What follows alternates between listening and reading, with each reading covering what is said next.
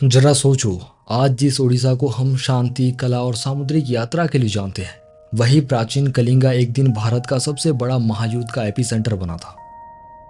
उस युद्ध ने ना सिर्फ अशोक को बल्कि पूरा भारत को बदल दिया। लेकिन दोस्तों, अशोक का पश्चाताप तो सबने सुना। आज मैं सुनाने वाला हूं कलिंग की वो कहानी जो उड़ीसा के वीर लोगों ने लिखी, अपनी मिट्टी, अपनी स्वतंत्रता और अपनी संस्कृति की रक्षा में। महाभारत के समय से कलिंग एक ऐसा राज्य था जो अपने संघर्ष, सामुद्रिक व्यापार और इंडिपेंडेंस के लिए मशहूर था। धरती थी उपजाऊ, नदियों का सहारा और लोग थे भयंकर वीर। मछुआरे, ट्रेडर्स, वॉरियर्स और आर्टिस्ट सब मिलके कलिंग को अलग बनाते थे। यहाँ पोर्ट्स थे जहाँ से शिप्स जावा, सुमात्रा तक जाती थी, और कलिंग की नेवी पूरे बंगाल और दक्षिण एशिया में फेमस थी। कलिंग अपने समय में मगध के दौर में भी आजाद था। उस समय कलिंग का राजा था अनंत पद्मनाभ। ये नाम कुछ मॉडर्न इंटरप्रिटेशंस इतिहासकार कहते हैं। अशोक के एडिक्ट्स में उनका नाम मेंशन नहीं है।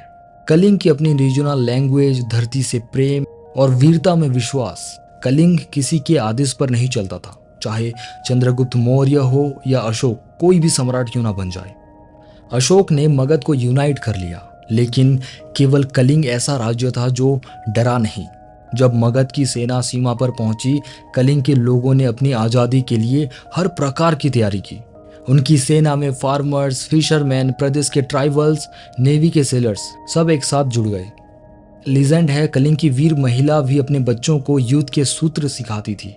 स्वतंत्रता के लिए मरिए, लेकिन गुलामी कभी भी मत स्वीकार करिए। युद्ध हुआ था धौली पर, जो आज के भुवनेश्वर के पास है। दया नदी के किनारे अशोक की मिलियन स्ट्रॉन्ग आर्मी और कलिंग के आजाद वीर। टकराव भयंकर था। कलिंग ने पहली बार में अशोक की सेना का जोरदार मुकाबला किया। Army, navy, local gorilla fighters सब अपनी धरती के लिए लड़ रहे थे। ग्रीक सोर्सेस बोलते हैं 1 लाख से ज़्यादा लोग मरे और लाखों लोग घायल हुए। कलिंग की हार सामाजिक और मनोवैज्ञानिक लेवल पे जीत थी, क्योंकि उन्होंने आज़ादी के लिए अपनी प्रजा, संस्कृति और मिट्टी दांव पे लगा दी। उड़ीसा के लोक कथा, शांति स्तूपा, धौली के एडिक्ट्स सब अशोक के पश्चाताप की नहीं, कलिंग की वीरता की कहानी सुनाते हैं। अशोक ने खुद एडिक्ट्स लिखवा दिए। It was a conquest that destroyed, that broke my heart.